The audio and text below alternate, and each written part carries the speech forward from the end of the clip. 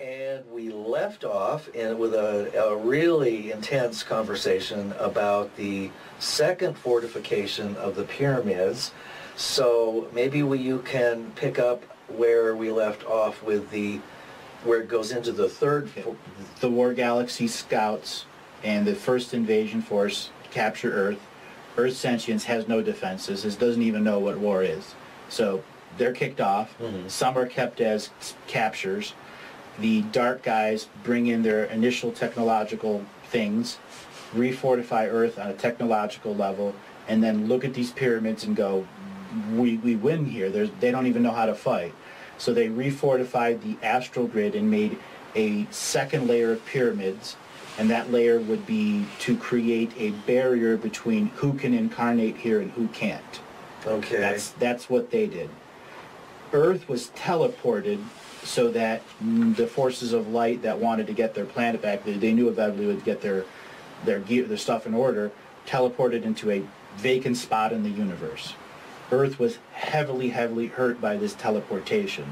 It was near death, and it gave out a cry to this universe and the 17 other universes out there, and trillions of species responded to that and began the migration pattern to Earth to heal it.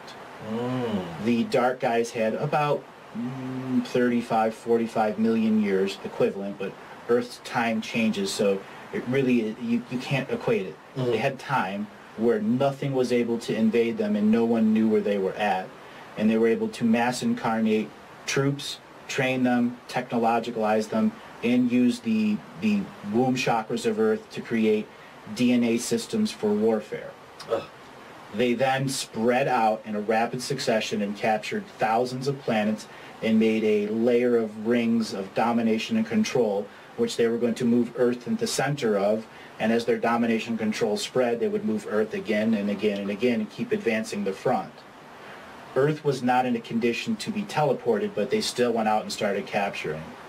This is when the people that originally founded Earth said, there it is, we have to get there. And they started following the migration patterns of these energy spirits that were going to heal Earth.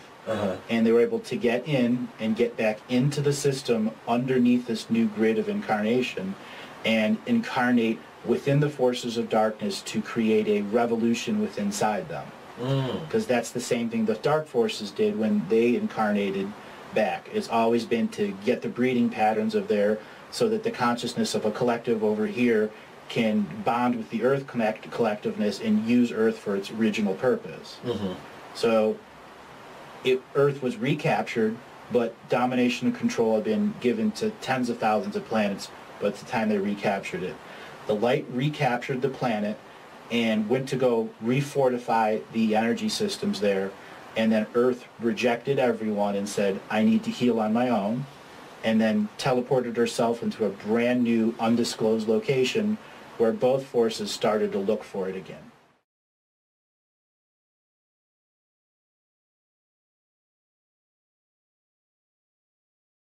It's soft disclosure. Soft disclosure. There Yes. you go. That is how Hollywood has tried to say, hey guys, we know we're really fucking you, but at least here's a little painkiller. Star Wars. What's it? Huge, Star Wars. Star Wars, a huge soft disclosure. A galactic world out there that has got a bunch of people working together. And then you wonder, what truth is this to this republic and stuff? It was a way to indicate to a society that had never seen science fiction in that manner, so that beings, off-world beings, even had potential to exist into our reality, because religion and science had taken our ability away to even perceive their existence.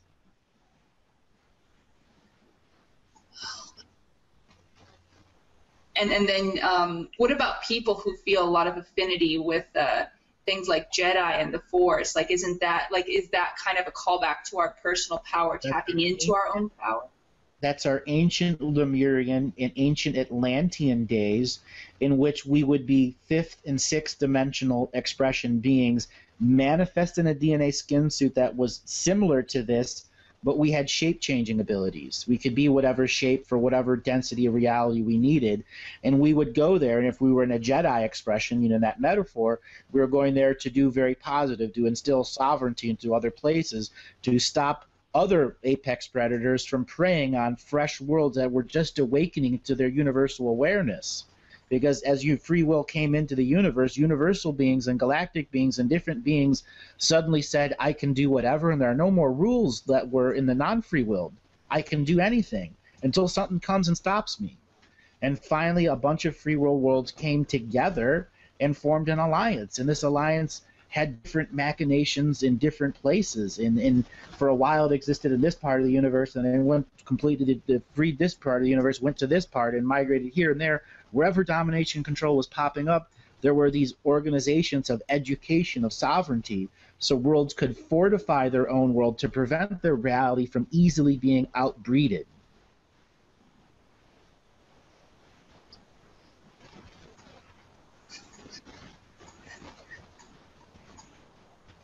I know. That's a big one. Yeah, that was a big one.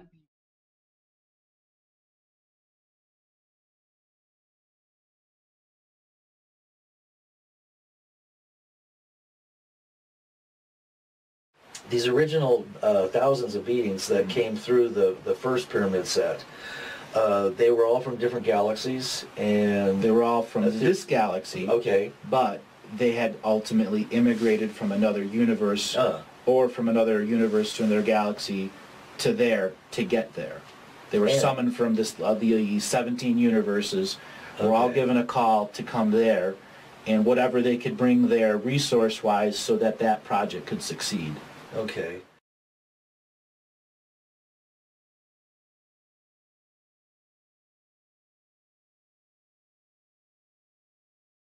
Fascinating. Let's take the other caller who has a question with their hand up at the moment. We'll come back to this again after that. Okay, area code 816. Your mic is live. Good morning. How are you? And what's your name? Hi, my name's Cherie. Morning, Cherie. Hi. Yes, I was kind of interested if I'm on the right track. I'm working on with a bunch of people for developing ending poverty in third world countries, and I'm wondering if that's the right direction, and I hope it is. All right. What I need you to do is tell me about the first 10 minutes of your day. Be as accurate as possible about when you first woke up. Do this out loud for about 40 seconds, and then I can tune into your infinite dream world and how it functions to become part of your finite world, and then I'll be able to tell you. Okay. The first 10 minutes of my day. I was getting downloads this morning, so I was in a very dreamlike state. I was seeing. I've already tuned into you. I'm familiar with the soul group that you're in. You're part of the third migration from the Pleiadian planets during the second fall of Lemuria. You were part of a migration of souls that came here to bring a new self-expression. And it was understood that you were going to be confronting the long-term concept of the monetary system that was going to degrade souls from higher dimensions to lower dimensions. And your purpose here is actually not to be functioning in the elimination of poverty, but it's about the spreading of knowledge so people don't have to be in poverty.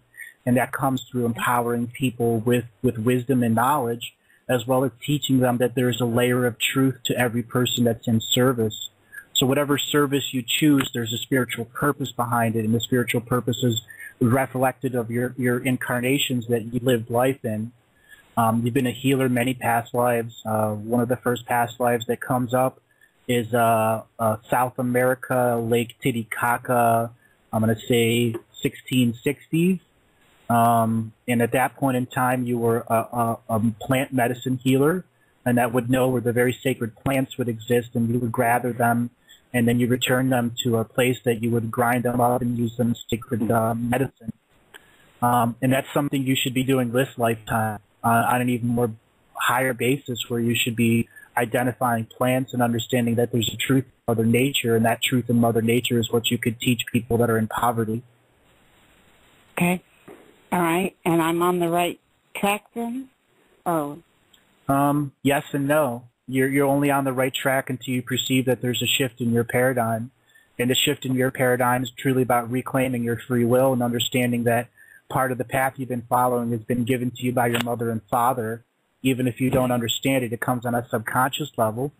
And for you to go through the reclamation of free will is about disconnecting from the matrix world that you're so heavily plugged into. No matter how much meditation you do, until you physically pull yourself out of the matrix and recharge yourself and heal yourself enough so you can begin to heal others, you're not going to truly have 100% of your free will. Because right now you're really only functioning on 60 to 65% of your total available energy.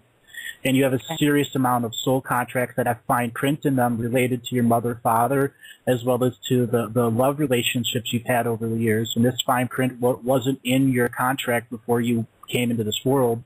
When you were going through the birth canal, it was purposely inserted because of the type of soul that you were, and they needed to divert you from reclaiming your free will at an early age. Otherwise, you would have gone around waking people up in the world, similar to the way Michael and Peter work. Okay. That sounds right. Thank you very much. Okay. You're welcome. Thank you, Cherie. I'll put you back on hold.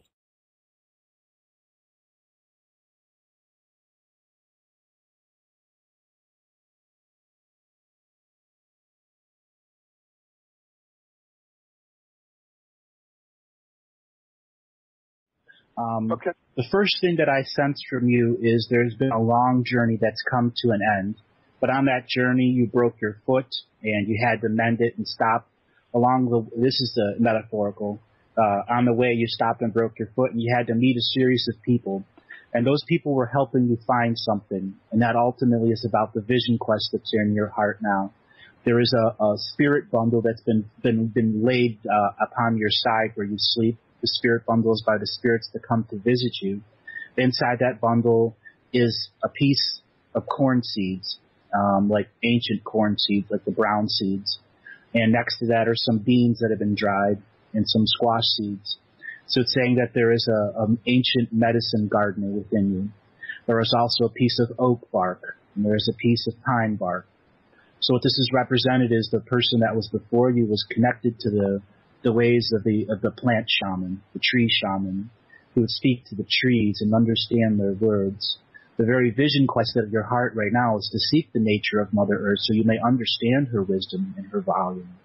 But ultimately it's about standing with the trees and letting yourself sway in the natural ways of the wind. Right now the roots of you go deep, but they are not tapping upon the earth energies. They are only tapping upon the surface energies. You have not allowed your roots to go below the crust area into the deep heart of Earth Mother, into the lowest part of her body. That is ultimately the quest of your current vision, is to get deeper and deeper and deeper connected to that of the earth. So you understand the roots of your life, so you may give back to the whole of nature. But here, now, in the present, your very blood is not of that of the earth. You are literally representative of the Alcyon system of Pleiades. You came here to be a tree healer. And I say that specifically as trees are very, very rare in this galaxy. And Earth is a big producer of trees. In many previous lifetimes, you would come here and find trees and ask them if they wish to come to other planets. That is the type of magic or medicine that you brought when you were a foreigner to this world. After many trips here in a very long ago period, you decided to stay here. And as you stayed here, you got caught up into the trap of the incarnation grid and began to have your first year at the School of Hard Knocks of planet Earth. As the School of Hard Knocks got over and over each lifetime, you got a less and less and less connection to the Earth until finally all that was left was the blood of the Pleiadian person that was flowing through you and the original connection to the concept of the roots and givings of a tree and a forest. As I look deeper into your blood, I understand that at some point you were a part of the ocean, a type of creature that was there. And that is when you began to understand the very lifeblood of Earth. And that is the concept Earth is trying to help you understand in your current vision quest. Is to that the trees themselves, the very nectar that they bring within them so that they may have their spring buds and make their their leaves and the flowers may make the tree, plants may make their flowers, there is a true essence, and that essence is the true blood of Earth Mother. And that is what you should be connecting to in this current level of spring. There are little plants that are budding out of the ground. That is where you should go and sit next to them and feel their energy if they're budding out of the ground. So you too may take upon the spring energy, so you may send your roots deep down inside and get the very essence of this earth blood energy that's coming through you.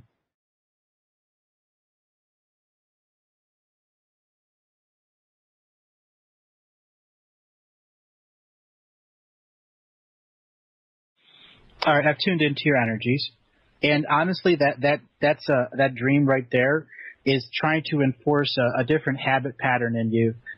You're going through a rebirth phase right now. Now, a little different than the other caller, you finished your armoring patterning a while ago, but this next thing is for you to look back on all the other armoring patterns that you've had in your life, so you can begin to plot the type of energies you're going to function with when you go to manifest your next armoring phase. And I say this for specifically because the energies that are coming are very distinct for your soul family. You're a Pleiadian-born person on Procyon, and then got refugee status to come to Earth during Lemuria. So talking the second rise of Lemuria, about 360,000 years ago, is when you immigrated here as a physical person. You didn't come here as a soul who'd passed on, which gives you what's specialty immigration status here, which allows you to be what's called a refugee species, which is a new adopted first species of Earth. Earth has a lot of first adopted species, and you're one of those, and you need to reconnect with the immigration status that you came from as a star person, and that's reconnecting to the Earth Mother's energetic grids, learning about the ley lines, learning about the sacred points on Earth. You need to be in a situation where you can align yourself to magnetic north, quite literally instinctually. There's an electromagnetic grid that functions in your crown chakra and in your third eye. And think of this as two compasses. And when you point in the right direction or look in a direction, your psychic compasses align and tell you the energy that's coming from that location. It is similar to using divining rods. Have you ever used divining rods? I have not used those yet, no. Well, that would be something very positive for you to get, because you're in this extrasensory stage where you need to open up to the energies that are trying to help you align to your galactic self and your human self. You spent, when you arrived here, it really comes down to you understanding the refugee status of your incarnations on Earth. You came here because a massive amount of the soul family of the outer part of the Pleiades planets just came here one day, and it was very much unexpected. And the reason why is Earth had given a call out for help, though the planet was tremendously hurt. It needed people to come there, and it was offering refugee status for anyone that was invested in the karmic output of the wars that were going on. So your soul is directly related to the karmic resolution phase between different war type scenarios that led to an intergalactic war. I know this is a lot to take in, but that's what you're here for, is to be an ambassador between the two sides in your spiritual concept. That's not for you to become a channel, literally. It's for you to just go into your past lives and remember who you were before.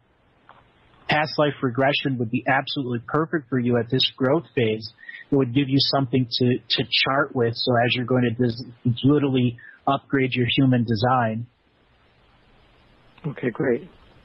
And do you have a specific best path or course of action for that past regression? Well, there's nothing's an absolute best course, because it's you asserting your free will and understanding that you're going through literally your DNA memory.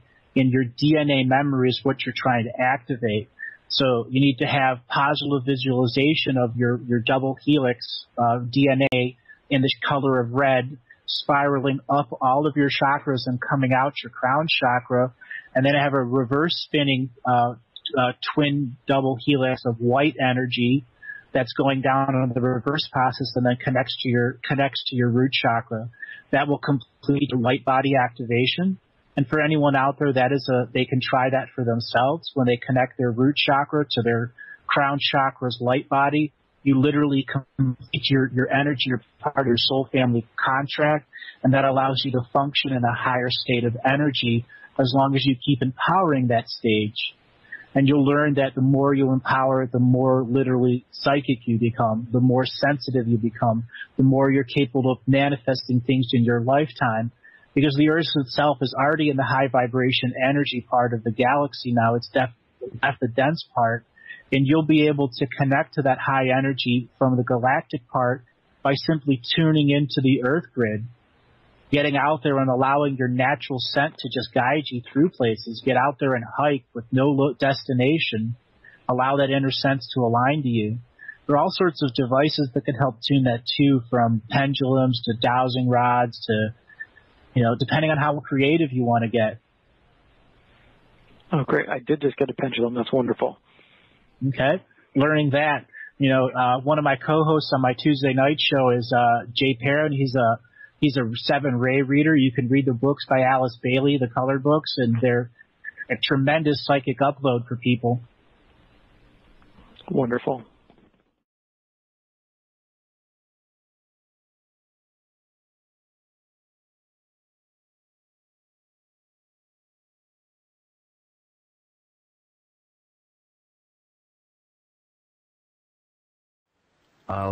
So the question is, could somebody explain to me what soul and personality rays are?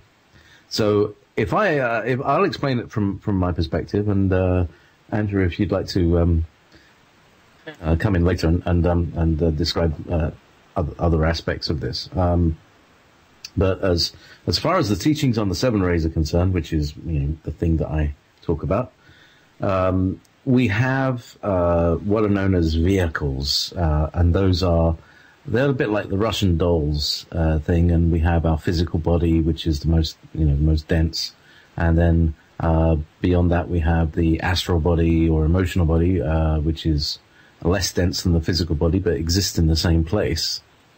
You could look upon it as the liquid part of your body, and then we have the mental body, which exists in the same place as well, and you could look upon that as the gaseous form of your body. So that's known as the physical vehicle. Those are the 3 lower vehicles.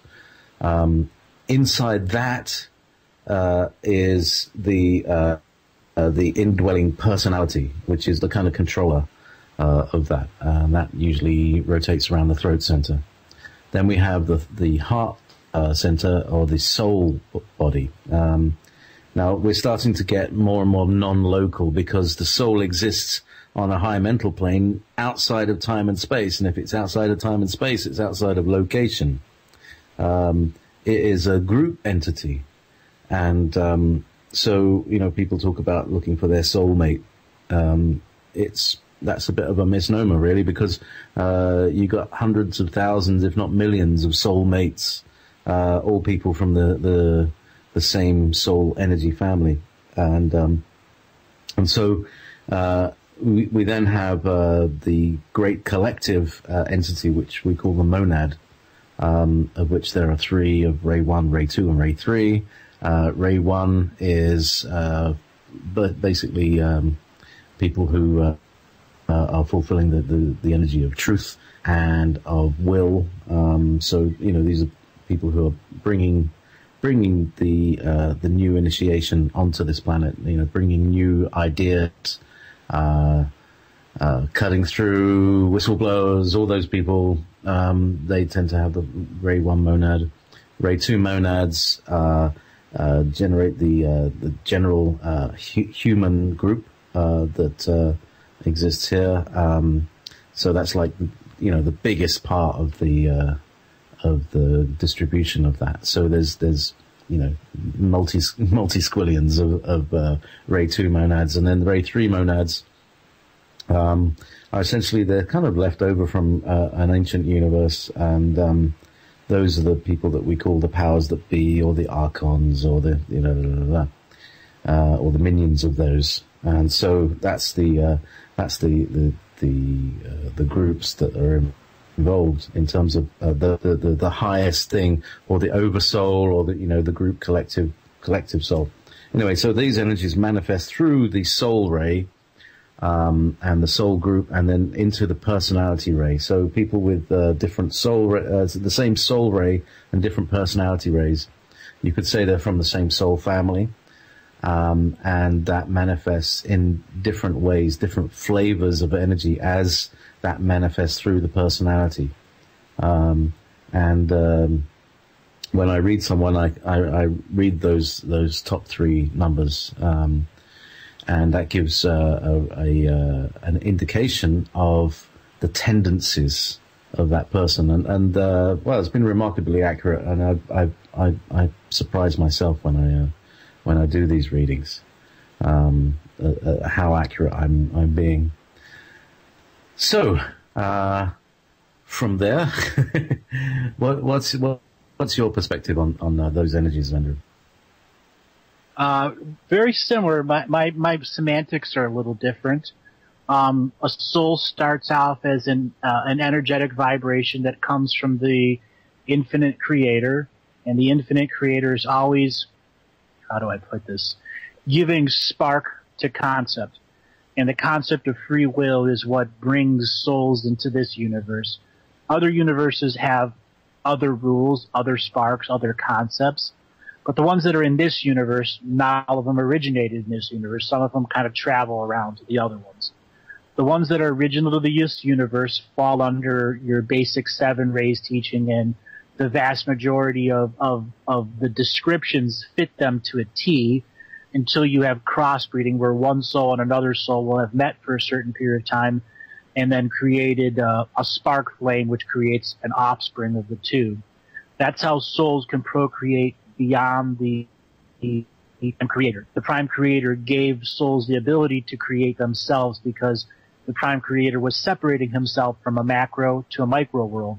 And that micro world would go to its below macro world, and so on and so forth, all the way up until all of these souls that are populating the universe would have an opportunity to raise their vibration by learning their rays, or by learning their rules and soul groups, and by completing tasks or contracts that help them expand consciousness, explore space, understand that consciousness is not limited to a physical body, and that sometimes you need to be a planetary body or a stellar body in space for thousands or millions of years for you to begin the process of raising the total vibration of the type of soul that you are. So when I started reading, I was I was very new, very uncertain whether it would actually work. I used to ask people how they were doing, and so far I've not been off the mark. And that's been like 2.5, 3 years now, in reading these energies. So what I was, part of my kind of aim in this is to get people who are on the same soul personality line, to bring them together, or at least bring people in soul groups together. And I started that. I started some Skype groups. Whenever I would give somebody a reading, I would add them to the appropriate Skype group. But it didn't really take off at the time. But I'm sure it would get more now. But actually, one of these soul groups did take off, and that's what became Wolf Spirit Radio. So there was a purpose in the whole thing of that. Yeah, you put it together. Well, you helped put it together. The soul groups did their job, did their missions. Yeah. So this is part of the mission, and the mission is love. The Ray 2 soul group is the the love ray, and it's all about bringing together and healing and all that good stuff.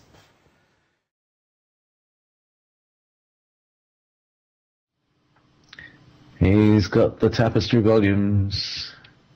That's very good. Well done.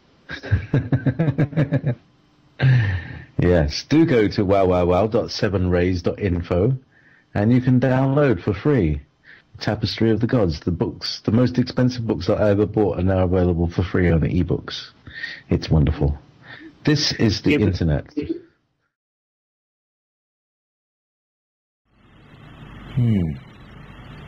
And there's this other thing, is that mutations happen on Earth. That's part of why the Earth is, because it allows that expansion to happen. On one level, yes. Yeah. On the other level, most mutations come from these screwed up incarnation rules.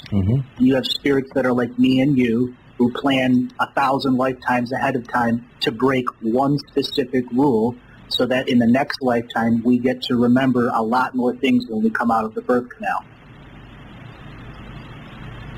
Right. For some reason, I didn't hear that. Can you say that again in a slightly different way?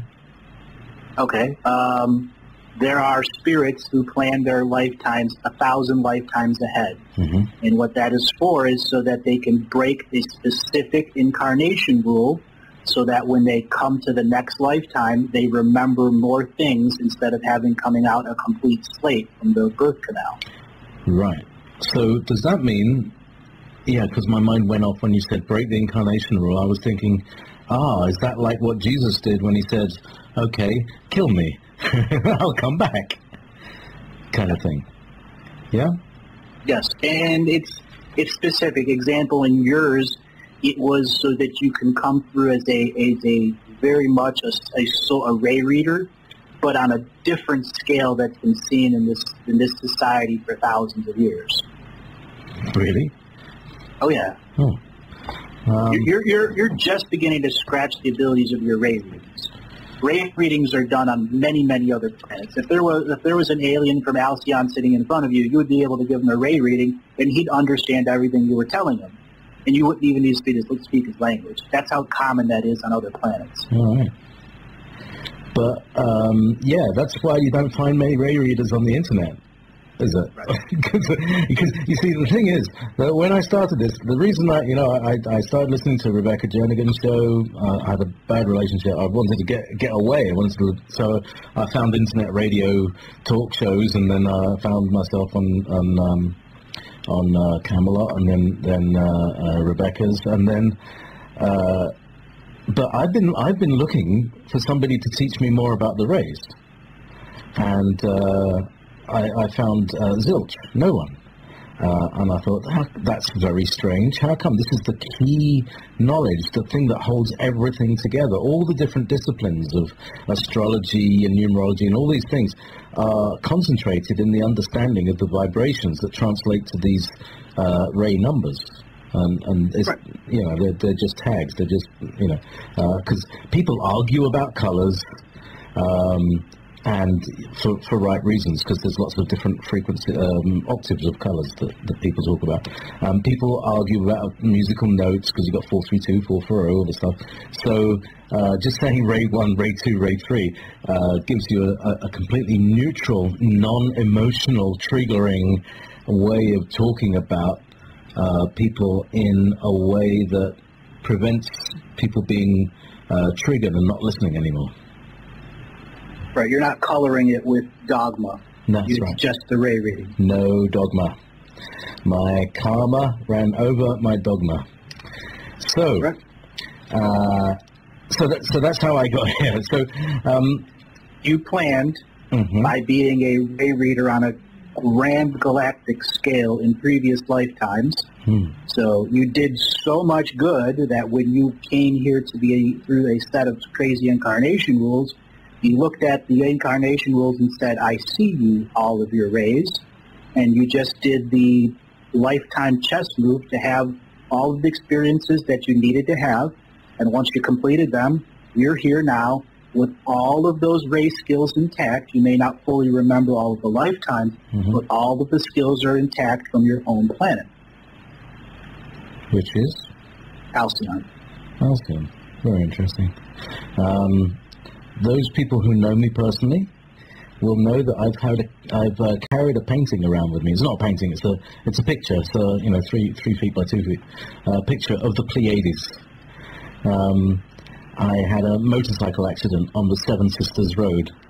I used the Pleiades as navigation. Whenever I want to go somewhere, I look at where the Pleiades in the sky and I just go towards it. I tell you, it always finds me where I need to go. That's very odd. Well, that's ironic that you just described it like that, because in your previous lifetimes before you came here, one of the things you knew is you had to be able to guide the galaxy, and that was how you raised your ability to be a ray reader. And you were an astrogator on a ship that was a biosphere that was exploring new galaxies. And you essentially would use your ability to read rays of other planets and stars and solar systems, be them alive or dead, and you could help navigate these biospheres through these completely unknown territories. Yeah, because if you can tune into the ray frequency, which is it's like a melody. It's like a bunch of notes. A bunch of frequencies. It doesn't have to be a melody, but I suppose it would work out like a telephone number. When you punch in the telephone number, it goes beep boop boop beep beep beep beep boop. Some people can do that actually because it's two notes at the same time.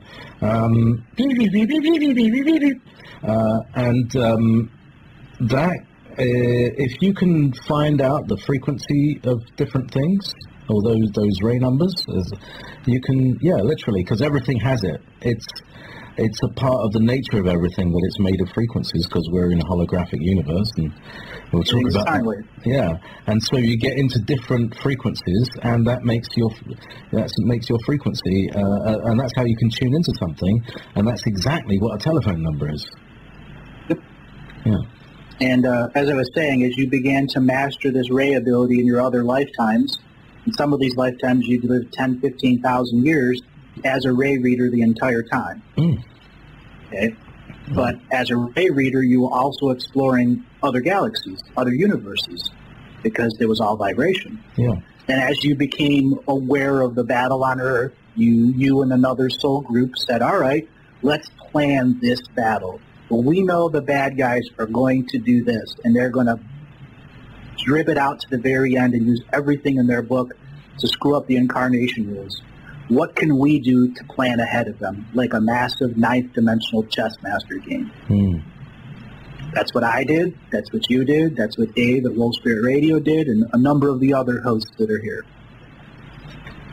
Yeah, it's and that also happened on smaller cycles. So, like 13,000 years ago, we would have met during the last crossover point when it was crossing over down into whichever way it was going from south to north probably, and that we'd say, okay, we'll meet you there, and some of us had to invent the internet in order for this to happen. Yep. Because it was hard to connect by correspondence back then. Yeah.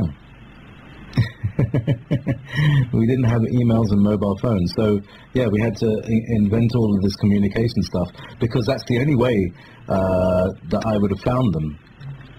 Actually, I found it through love. In 20 years ago, I had a girlfriend, and I met her through a band that I was in, which was called the Mystery School. And I met this girlfriend, and she introduced me to Karma Sonam Funsuk, who taught me all about the rays, and who I sometimes play some of his stuff on there. And it was it was all through love that I got to the things.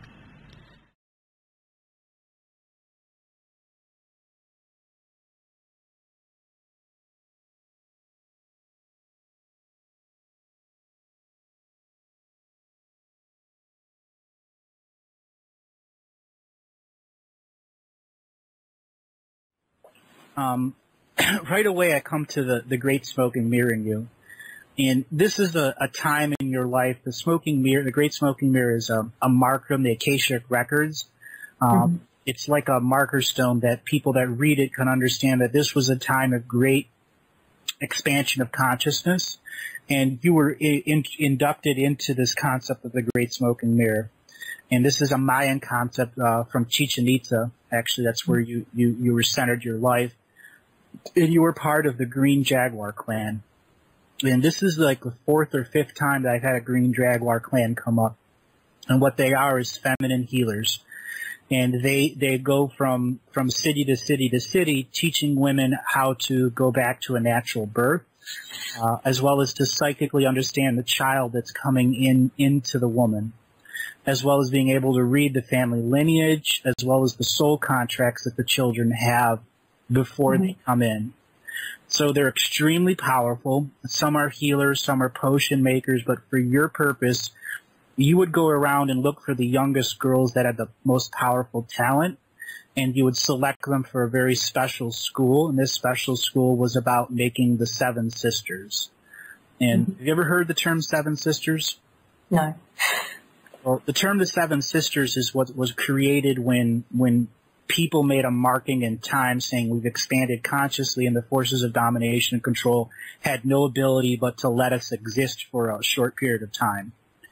So when the Mayans began manifesting the Seven Sisters, they had power over the crops. They had power over the rains. They had power over people's health. They had power over the forces of domination and control. They had the power to communicate with the star people. They had the power to communicate with the sun people. So all of this was their power they held over the force of domination and control because they linked directly with the Earth Mother. And they became sisters through a ritual where each one healed each other, and each one healed the next one, and each one healed the next one. And so finally all seven were completely healed by each other and were a zone of complete trust. And that's where they manifested some of the most amazing manifestations of healing or magic. And they were some of the most honored and venerated people of their times. And usually one every 3 or 4 generations, a group of Seven Sisters would come. That's how quite rare it was. This lifetime, it's telling you about the Seven Sisters because it's the sisterly healing that's ultimately going to be your greatest wisdom that you have. The knowledge that you have as a mother, the knowledge you had when you were pregnant, the knowledge that you have now is vitally important to other people that haven't begun the healing path. And the words that you want to use come from this past lifetime who understands the returning home when a spirit's in your womb and how complete you feel when you're pregnant. Mm-hmm. You understand that? Yeah.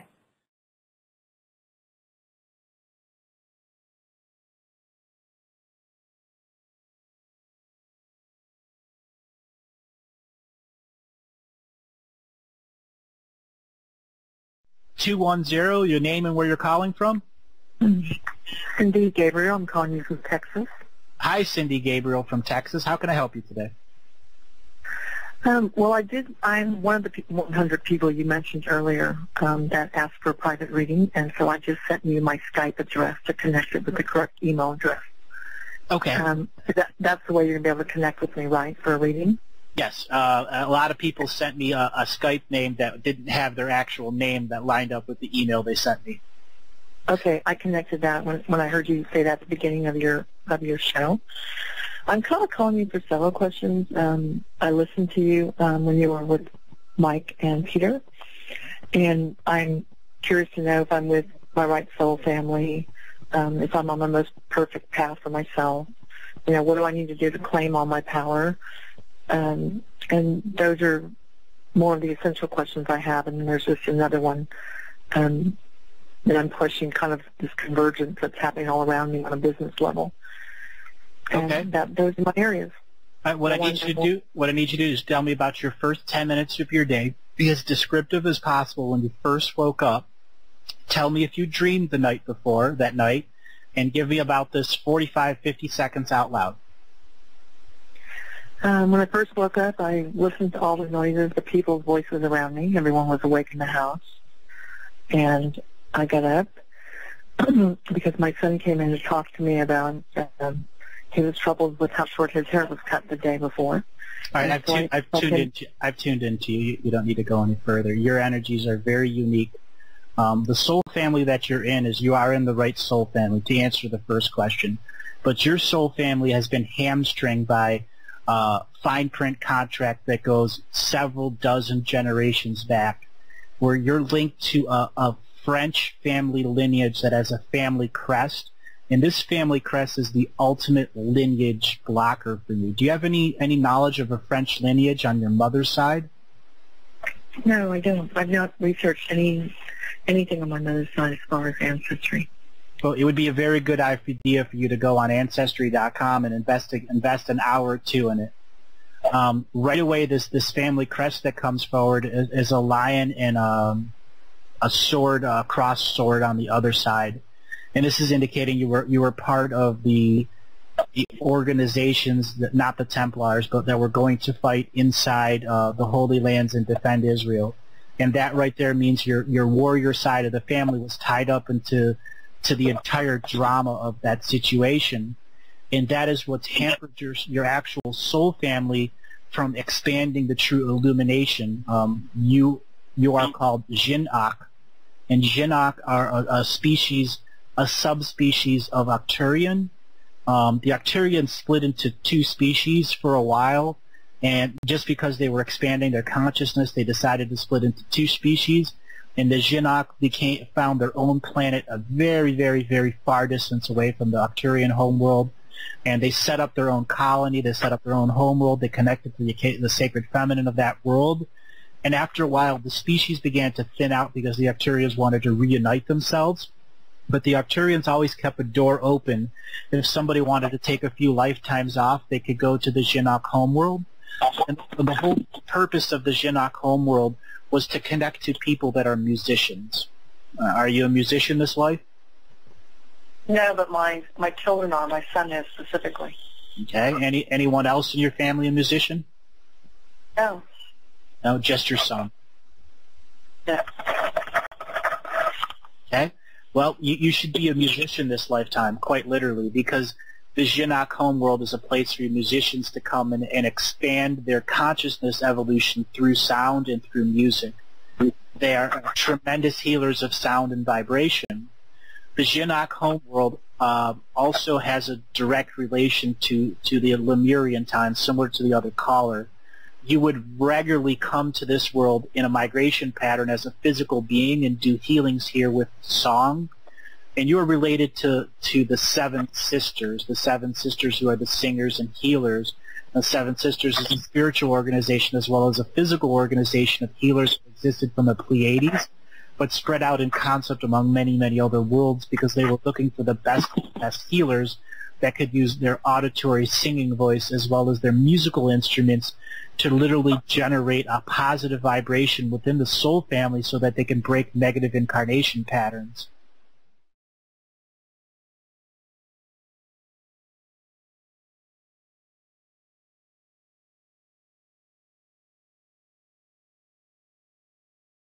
Earlier, you spoke to my sister, Rosin, and we are actually half-sisters. We share the same father. I know she was talking about some of her childhood with you, but we don't share the same mother. Mm-hmm. And we didn't become friends and really close as sisters until we both were in our almost 40, late 30s. Mm-hmm. What is the connection that her and I have together from previous lives or previous? You and her came together in this family to resolve energies that were from the Muslim conquering of Jerusalem, actually. Both you and her were on the opposite sides, and Jerusalem was conquered many times back and forth, and both of you were stuck into that incarnation pattern of war. And when you figured out how to break it back then, both of you left this world for two incarnation patterns and returned to your home worlds and regenerated, and then met in a safe space in between worlds.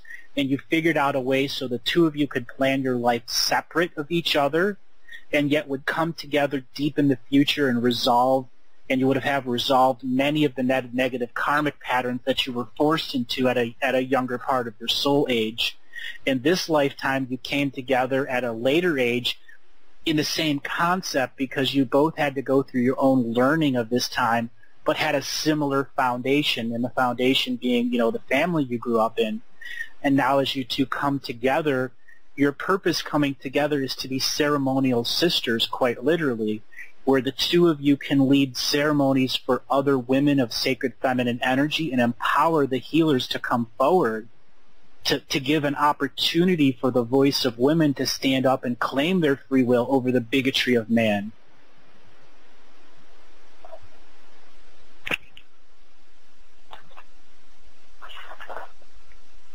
Am I able to accomplish that? Absolutely.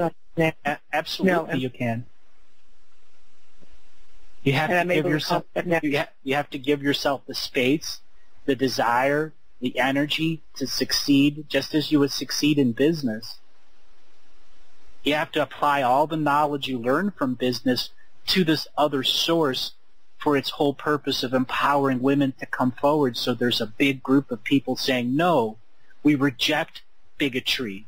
We accept free will. Women have a right to their voice.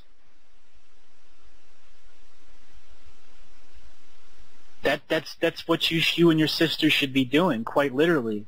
Empowering women on many aspects, starting organizations and groups and making sure that an aggressive woman with male energy doesn't dominate the situation but allows everyone to speak their mind. Making sure that the proper management's in the proper space so it thrives and it functions normally. By doing that, you can be a great force of change for all the women who are suffering under the thumb of domination and control.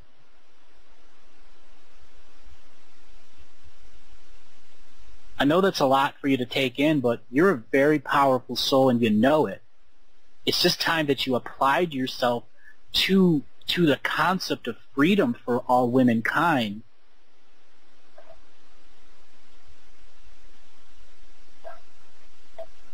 Andrew, what is your opinion, since you focus so much on the female energy and about the male bigotry in the kind of aggressive business world?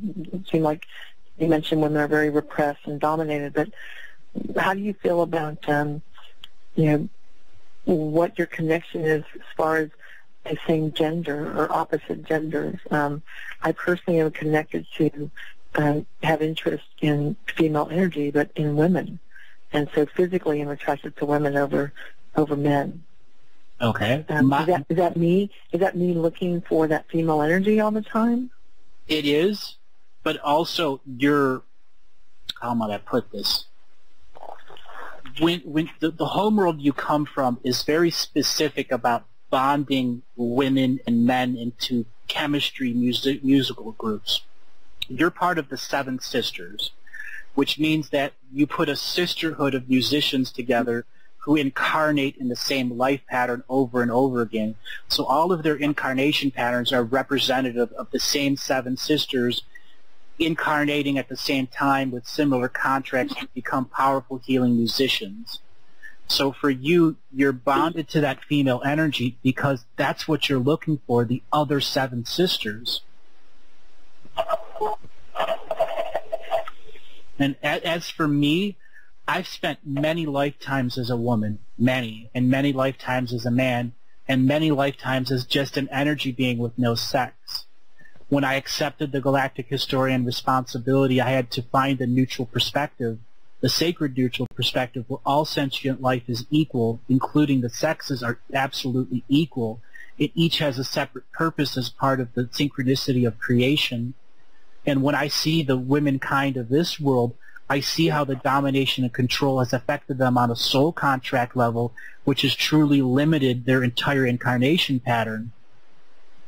And that's why I so firmly support women's groups, and I support sacred feminine energies. But I also support masculine energies that connect to spirituality. Women have a womb, and that womb is a separate access to the great source of the original mystery of the universe. Men don't get that born in them. They have to seek it externally. And that's just a function of the way sexuality and male and female work on this world. That's why so many men are addicted to sex and going after so many other women. They're looking for that womb connection into the universe, when in fact men are meant to go out into nature, into sacred places and chakra points on the earth to find that, instead of only through the sexuality of a woman.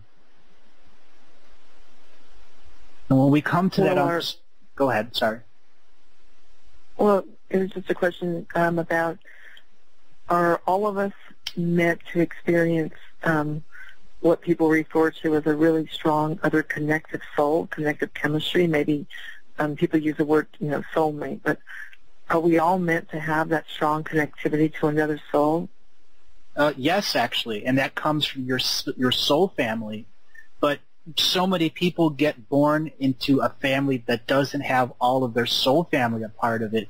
So what that means is you're constantly looking and not finding that energy, because part of your soul family is on the other side of the earth instead of being born in the same town or the same state as you. So when that go ahead. I'm sorry, but you said that I was in my soul family. Yes, That you're was one. my sister and I. You're one of those people that is in your soul family, but the rest of your soul family, the complete soul family, isn't there. It's like think of business. If you don't have a shipping and receiving department and you sell products, what happens? Can't go anywhere. Exactly, and that's what happens to people. They're missing vital parts of the soul family that complete the matrix of energy and consciousness exploration. Sometimes you don't ever need to meet the soul family member. Just them living on the world at this time can complete that matrix of energy.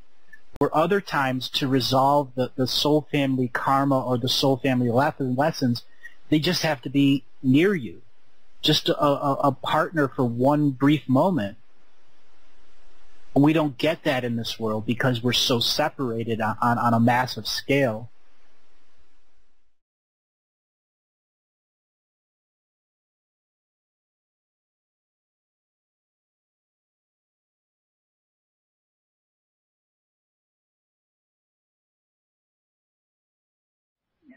Four two five. Your name and where you're calling from? Hello, my name is David, and I'm calling from the Pacific Northwest.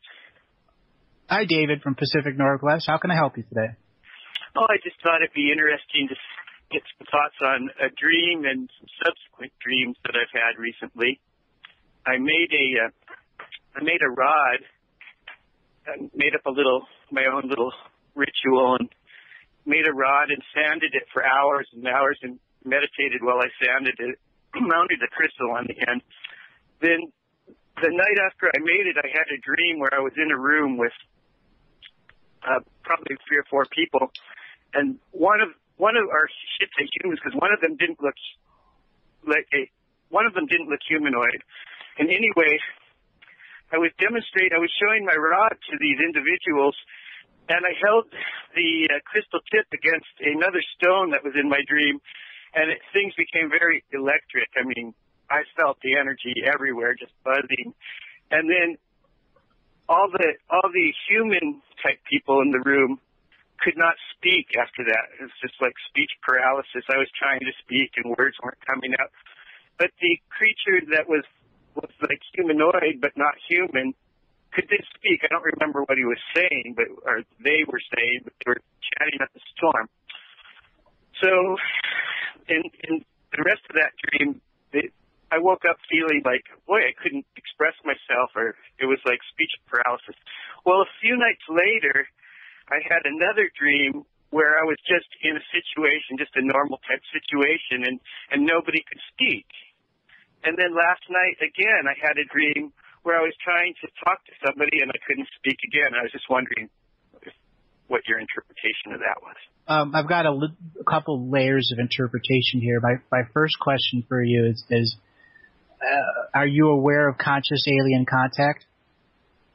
No, but I'm aware of contact with, a lot of different, I mean, I kind of consider nature and just, I'm aware of different contacts, but I don't really consider it alien. Well, you have Pleiadian contact written all over you. And they're using your crown chakra to communicate with you.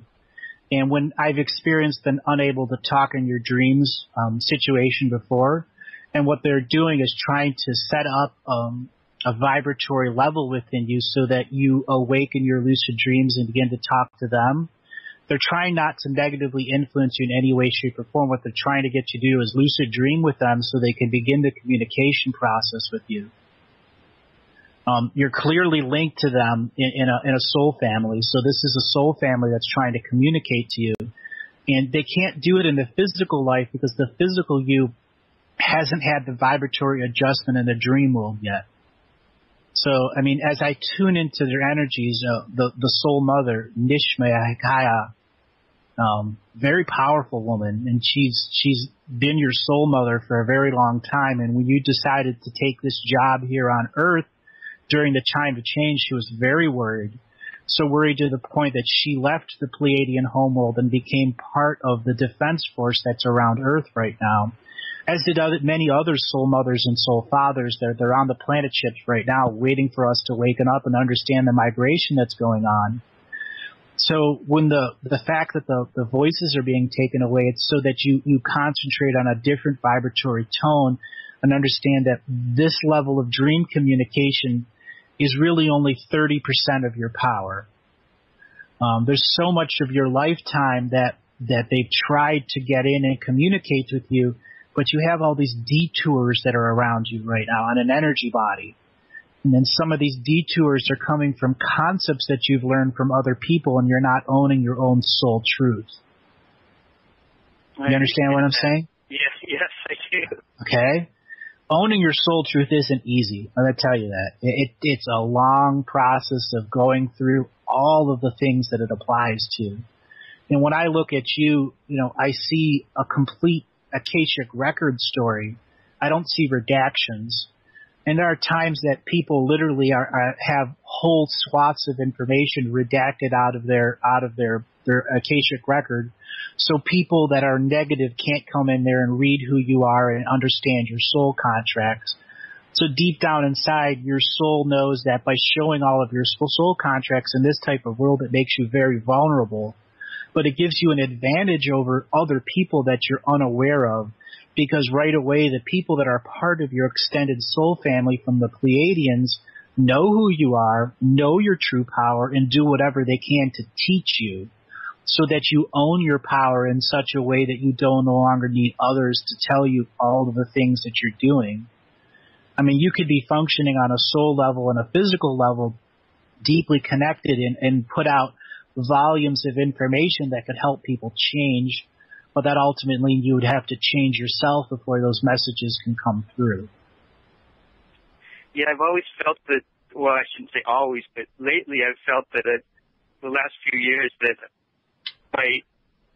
I'm here to be a healer, but I've been kind of reluctant about it and kind of like, no, and it keeps coming back, and situations keep presenting myself where I have to step into that role.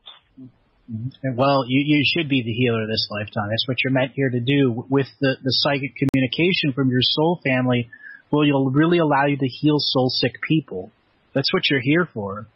To find the people that are soul sick, or for them to come and find you because they're part of your extended soul clan, and they'll come to you for healing because there's a natural zone of trust because you're part of the soul clan. I've noticed that. And the one thing that I notice about that is I keep attracting injured type people to my circle, and I want to start attracting stronger people as well. Well, that's because right now the type of flame you're generating is I will heal all, but I'm not fully invested into that term. That's what you're putting out. That's what your beacon is telling. So people are confused, and the confused soul-wounded people will latch onto whoever can give them an ounce of healing. And when they tune into your beacon at first on a soul level, you give them 1 ounce of healing because that's what your omnidirectional beacon of you is saying. I will give you 1 ounce, but you must come and find me. And therefore they seek you out, and all these wounded people are everywhere. And to get past that those wounded people concept is you literally have to change the type of energy that you're expressing. You've got to confront your dream side before you go to sleep and say, I need to be more aware of the people that I'm attracting, and I need to have ideas and manifest these ideas in myself so I attract the right people, so the healing circle that I create is allowing everyone to expand and heal, and no single person is the chink in the armor or the broken wheel or the broken link. The energy is there for you to use, but you must really come to it on a state of soul wisdom, saying, I'm doing this because it's in me. It is a part of me to do this. And those people that are soul wounded and are here, they're here so that you can teach them the healing process. as well as how to do it on their own. Quite literally. You know that. Yeah, I do know that, but it's good to hear it. All right. I think I needed to hear that. All right. So, you just got to do it. I mean, there's a little more here that I'd like to reveal for you, and I think you're at a state where letting go of the old concepts you've adapted from others is going to be one of a great freeing experience for you. But at the same time, you're going to have to redefine your sacred space, the concepts that allow those others' point of view in to redirect your own. You know, you're going to have to share your wisdom inside yourself and come to an understanding that the soul family that's trying to connect you is not just souls. They are physical bodies, you know, in a ship just outside of Saturn right now, waiting to telepathically communicate you and reintroduce you to the soul family that's waiting there, like quite literally. Yeah, I've actually noticed that, and all throughout my life, I keep running into people that I've just, upon meeting them, I've looked into their eyes and it's been, yes, I already know you. So yeah, I do know that feeling. Well, thank you, Andrew. You're quite welcome. Do you have any other questions? Not unless there's something. Is there another layer you want to? Anything else you think I need to hear at this moment, or? Just give me a second here. Let me tune in. Well, the best one I would say is you're on the rites of passage. And like the last caller, you've already graduated, and right now you're trying to go for extra credit work, and they don't take extra credit in a soul graduation. Yeah, I was. Yeah, when I heard that you talking to the other caller, it was like you were talking to myself. So here you are. You've graduated. You just have to accept the gifts that are being offered to you and create with them in your inner space. Yeah. Own them. Yeah. Well, thank you very much. I appreciate that. You're welcome, and call back any other time. I will do so. Thank you. And I've listened to all your shows from the beginning, and I really enjoy it. Well, thank you very much. Is there any shows that jump out to you? Anything you'd like to share? Nothing specifically, but I just like the good, positive feeling. I like how for me, it's in the morning, and I like listen to you when I get up, and then it charges me, and I learn something with just about every caller, and just really enjoy it on multiple levels. Well, thank you. And that's why I wanted to do a morning show.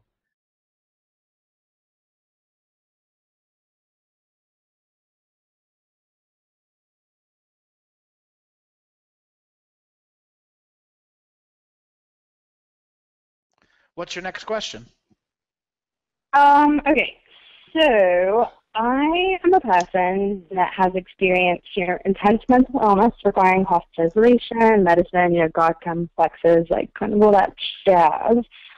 And I'm wondering if these experiences are, have anything to do with resolving karma and unawareness, like if they're actually, beneficial, or if they're psychic parasites in the system fucking with our heads.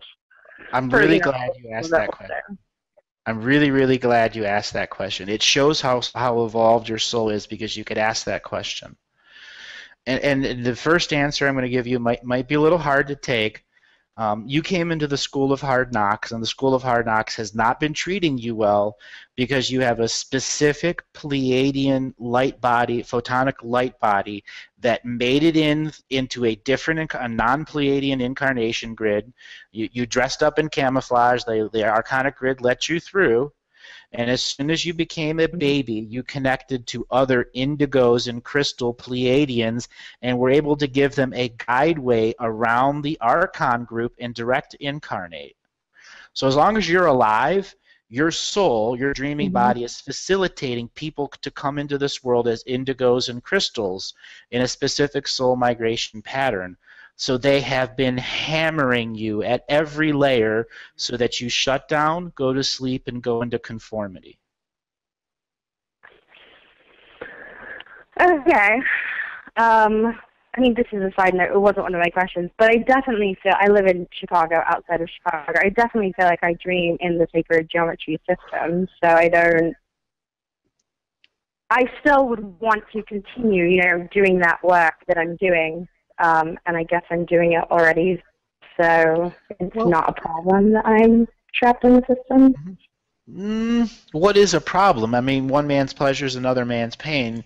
One woman's menstrual cycle is another woman's hell. Yeah. I can give you my opinion, and this is a little separate of the Akashic record.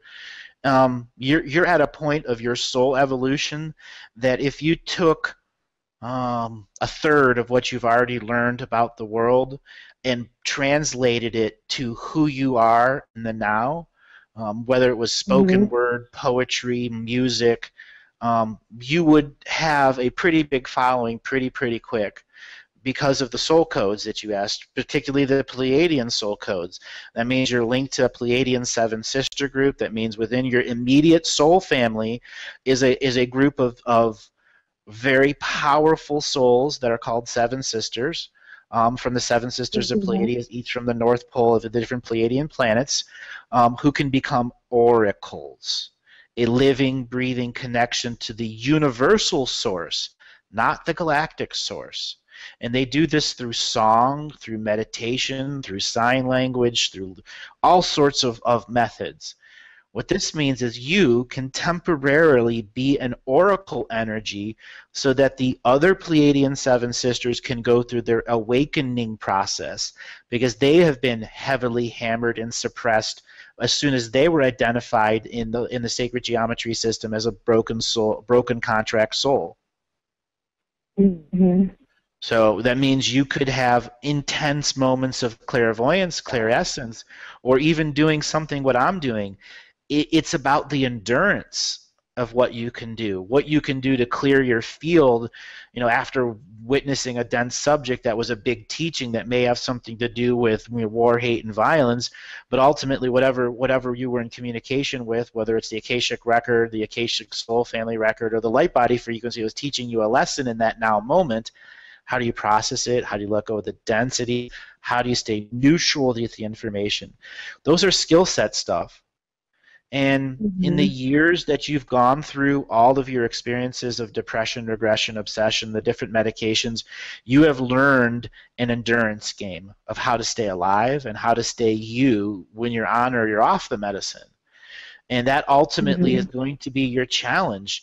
Can you remain neutral through the flow of information and begin to build the psychic muscle that it takes to hold that data in a moment of now, to translate it to those people who are ultimately going to be doing something with it? Does this mean write a book or do songs? It means, what is it, the medium in which you want to communicate to a soul family that basically puts you as, in a chess game, as a rook, and you have now checked the king of the system, and the king is trying to do whatever it can do to get itself out of check with you. The check is, I am a Pleiadian being, I'm linked to the oracles, the oracle frequency can come into my I am presence in unawareness, which means you can unravel the whole system, and you would never even know that your 25 words you said to a taxi driver changes the next set of outcomes that really could change a whole bunch of people's lives in your local community. Your 1 degree of separation is so big in your community that your chances of jumping from AAA league to, you know, a contract in maybe your local major league or a bigger major league is there for you. Your golden bricks are there only when you see them and believe that they were given to you by your own soul. It's time for you to drink of the power of yourself and then share it with y'all. I mean, I sense that and experience that, and, you know, feel the pressure and the responsibility that comes from that. My hesitation is that it is so easy for me to go into a God complex and, like, you know, think that I am this, you know, Saint Germain, Jesus person, that I need to, like, make sure that is checked before I do anything that, like, actually puts me in a public scenario. Well, that means that at some point in time you experienced a whole lot of power. And that what you call God complex is a label that was given to you that you allowed justifying a healing in yourself so that conformity wasn't going to be so big to you. Your soul is not a conforming soul, and when it's forced under the yoke of control, it goes through very difficult times where its soul begins rejecting the body, and it has lots of things because it's a very specific path that you're on. And when it begins to deviate and the system begins to throw nails in your road and your tires start to pop, you get this God complex that is something that was given to you, that it isn't a belief system. It isn't yours, and then you co-created with it, for whatever reason, to justify the volume of information that was coming out. It'll be you coming to terms that I can do this as me, and I don't need a God complex, because that is someone projecting onto me. Now, if I actually have a God complex, there's something else that's in your habit pattern that is influencing your ego and your shadow to take over the information or the psychic muscle and bear some of that weight, because the I am presence may have used too much of its energy in filtering information.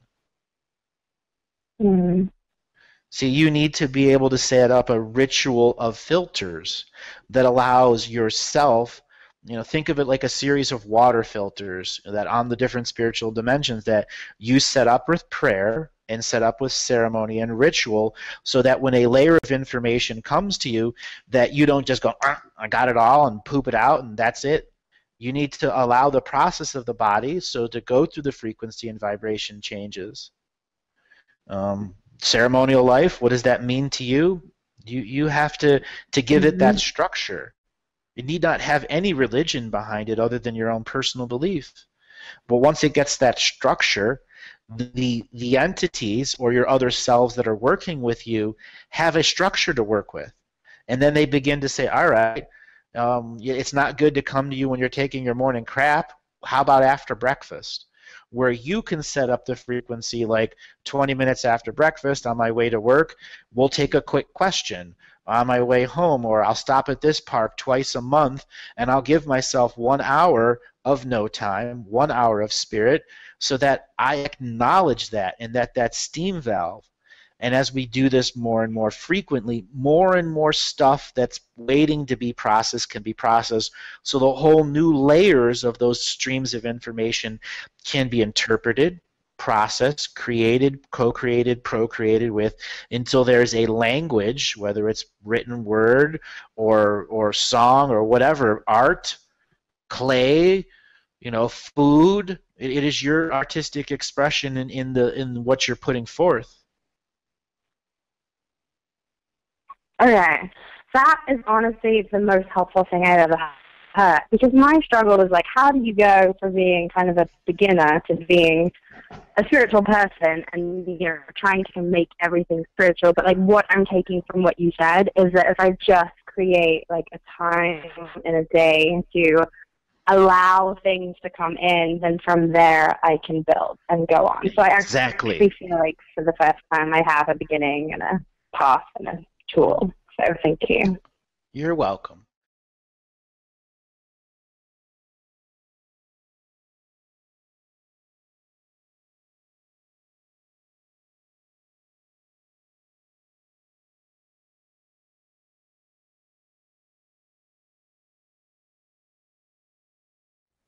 I mean, I had a question. I've got a lot of questions and stuff. I know we've got a bit of time. Yeah, go ahead with your questions. Yeah. Well, I mean, the first thing I was going to actually ask you is, there's a 6 weeks or 2 months out to your conference. Mm-hmm. And there's a lot of people around the world that are probably going to be listening to this that are going, or they're not aware they're going and stuff. Do you have any advice for those people to, say, prepare themselves physically now, so when they get there, they'll be ready to go? If you're going to make the journey, it's already complete. Yeah, I know that. If you believe you need to do anything else to make the journey complete, then there's an issue of self-doubt.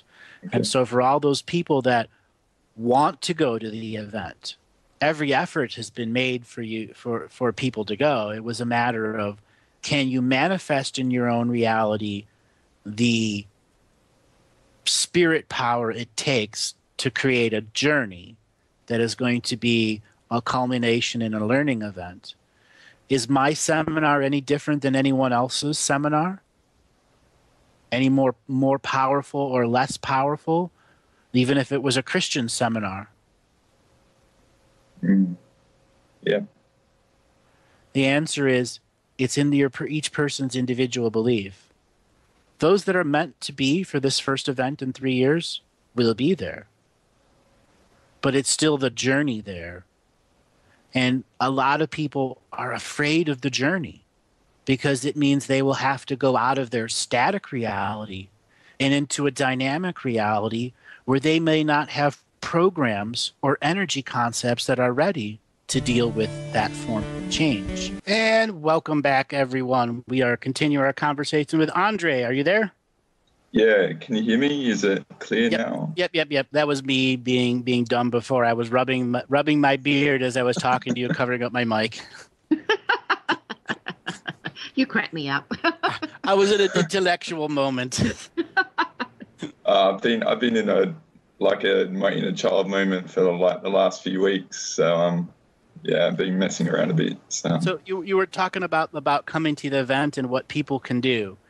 Yeah. You know, on a more individuated level, if somebody believes they haven't done something to earn something, you got to go back to that self-worth process. Are you worthy enough to go to the event without having have done that stuff? Or is there something you're subtly holding over your own self in judgment about? A lot of people that are waiting to the end are just wait to the end. It's an impulse buy. Okay? That's the global world of distraction. That's just how that infrastructure works. If we judge ourselves that we're worthy for something 5 months ahead of time, what are we telling ourselves? That we're worthy? Exactly. 5 months ahead of time, as opposed to 1 month ahead of time. I'm worthy. I'm going. Is one more powerful than the other? The answer is no. Each is a moment in which we made a set of choices that we gave value to what the event brings in potential to us, where we gave value to our own individuated journey, and that though our journey may need some tweaks and little bits in here and there as changes, that doesn't make our journey less valuable to not go. So much of the reasons for people coming to the event are going to be self-worth. And then there'll be those others who have that nagging question they want answered. Or the ones that we hear all the time that say, I've had a dream with you, Andrew. How many callers have you heard that with, Kathy? Oh, a lot. A lot. I couldn't even count, yeah. That many. So those are other things that are triggers for people to come to anybody else's event. You know, people dream about other people other than me. You know, all the presenters out there are on stage, the physical stage and the dream world stage, whether they know it or not. You know, you oftentimes hear me talking about being in a stadium of people with other people in the center of the stadium talking to tens of thousands of people simultaneously, teaching, talking, and yet individually tutoring every single person simultaneously. And then there are times that I meet a group of people in a dream place. Just the other day, I was catching up on an old video game I used to play called StarCraft. And it was one of the original games that you can play on local area networks. It was the original networking game. And it turns out 20 years later, there's a professional league for this. And I happened to watch a couple videos where they had a professional announcer and the whole 9 yards. And later that night, I met the guy in a dream world. That's really, really synchronicity. Synchronicities. Okay?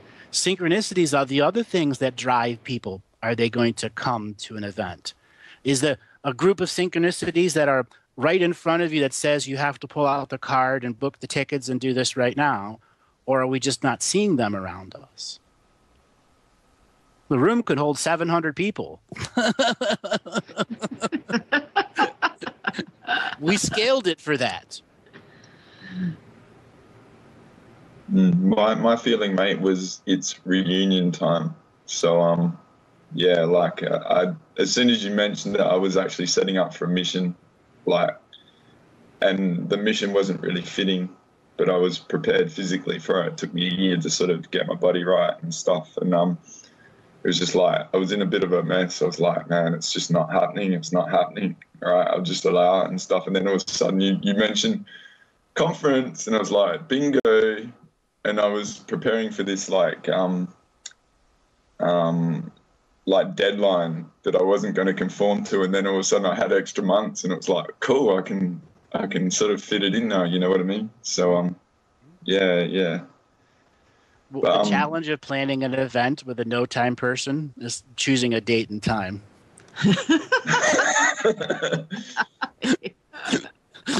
Yeah. But I think you got it perfect.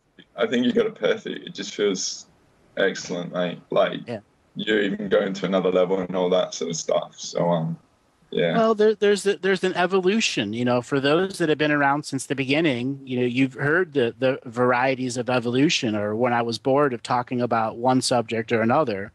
You know, I got to tell you something. I could really care less about reporting on the political news, the conspiracy news right now, because I'm now labeling it all as part of that global infrastructure of distraction.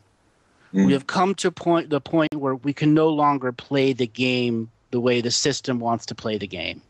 We must create our own rules, eliminate ourselves from the exchanging of energy, find that mystical within us, and yet still live within the system that's going to continue to try to engage us in the infrastructure of distraction that it has, whether it's Amazon or this or whatever it is that's going to distract you from giving yourself self-valued and self-worthy times of earning your self-trust through healing yourself, seeking out others to heal yourself, or teachers that can give you wisdom so that you can pass it on to your own environment. I became innately aware of this when I was 9 at a baseball game, that inevitably I would be presenting at a higher level, and I was the one that had to learn how to do it. Just because you're shown the future doesn't mean you're going to follow through with it. Yeah, the whole potential thing.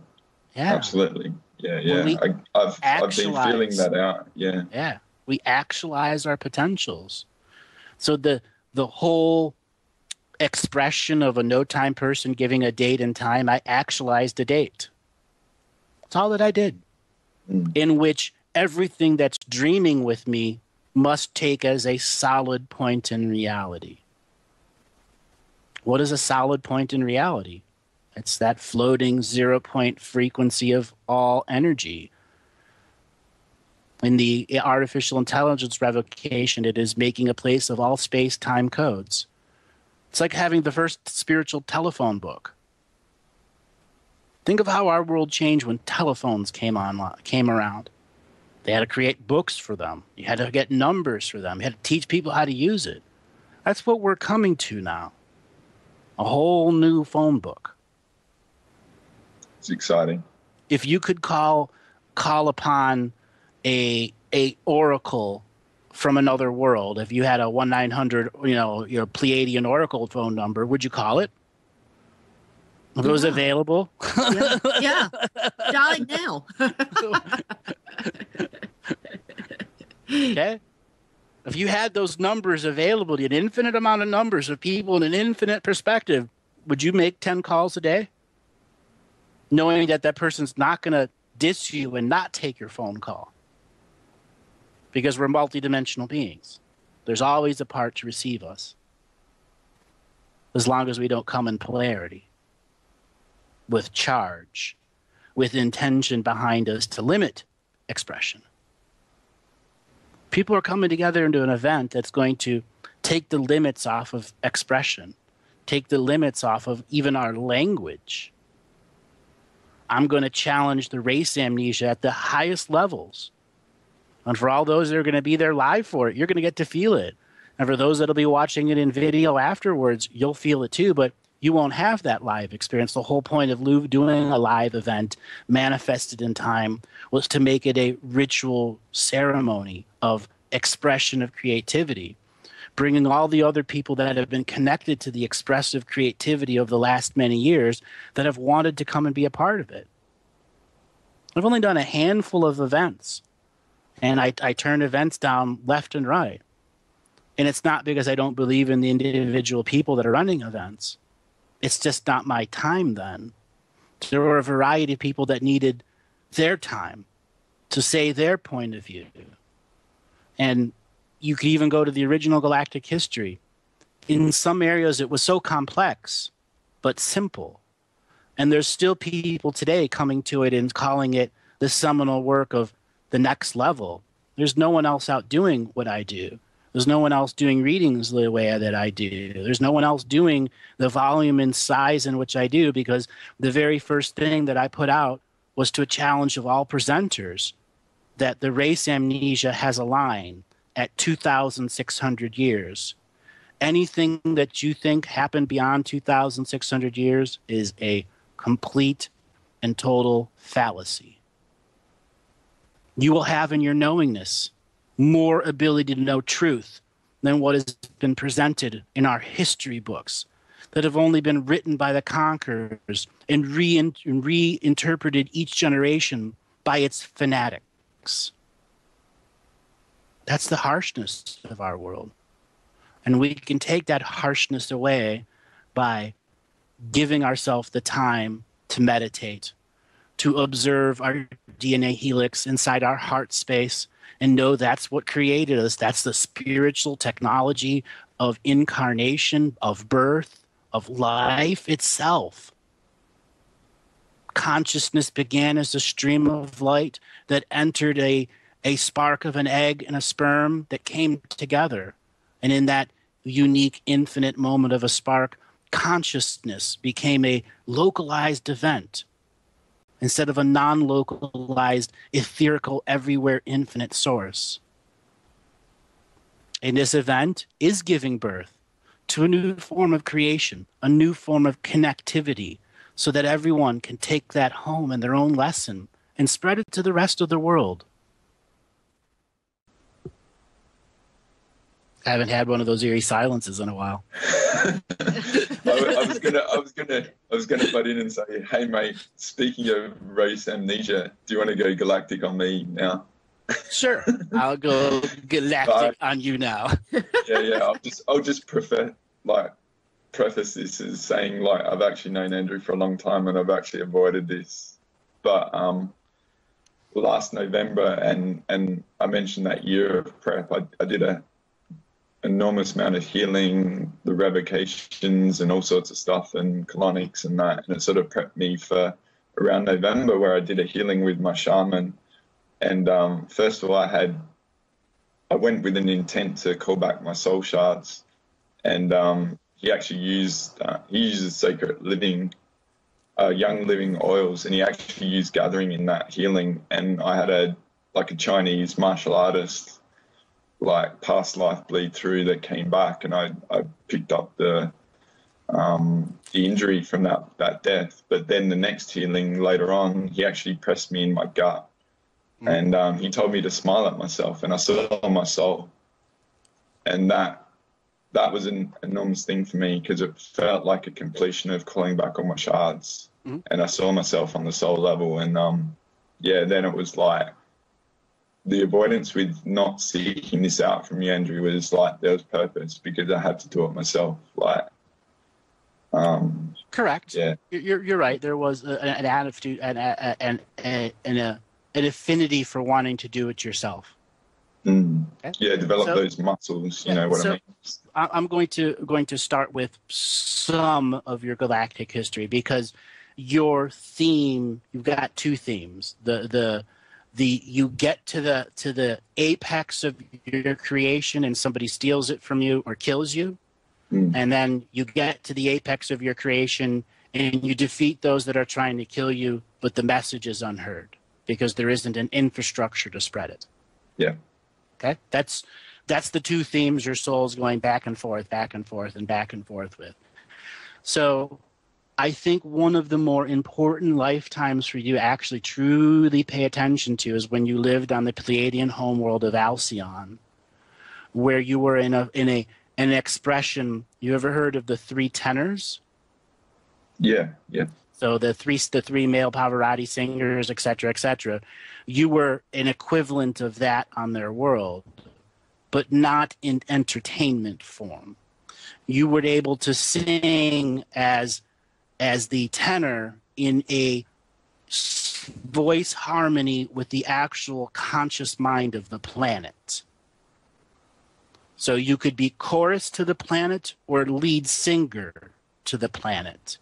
And there were groups of 3 to 25 that would come together in star patterns on various specialty energy points around the planet, and they would begin to sing.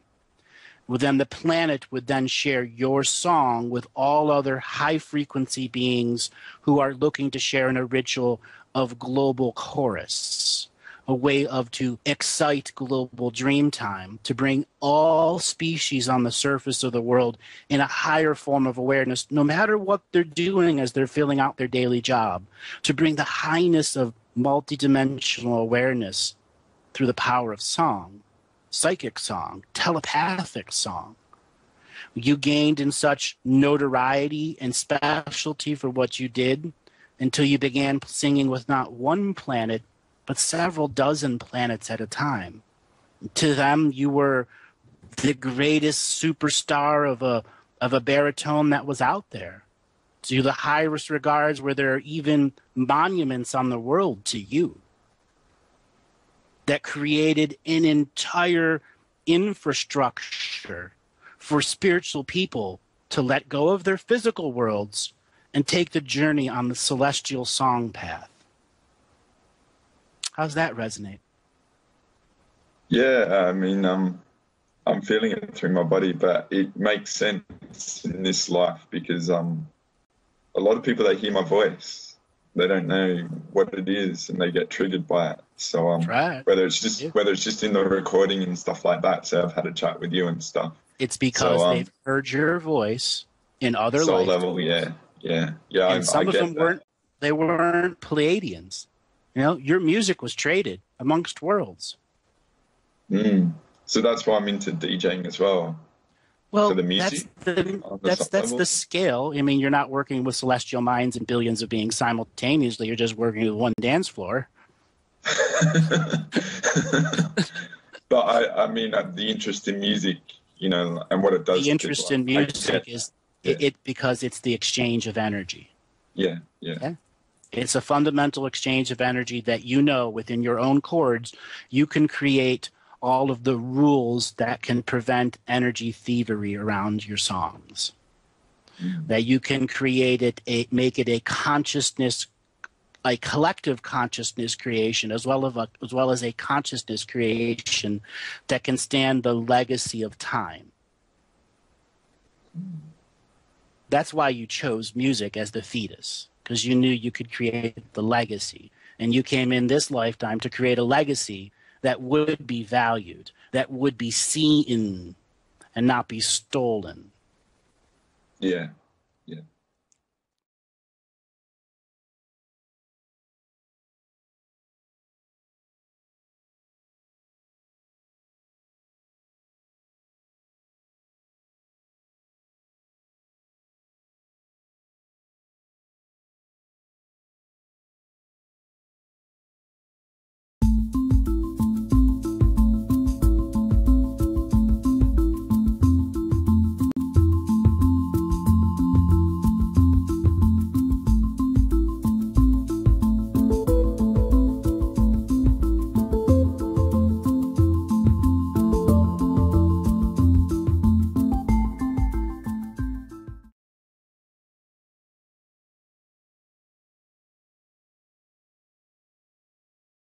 Bye-bye.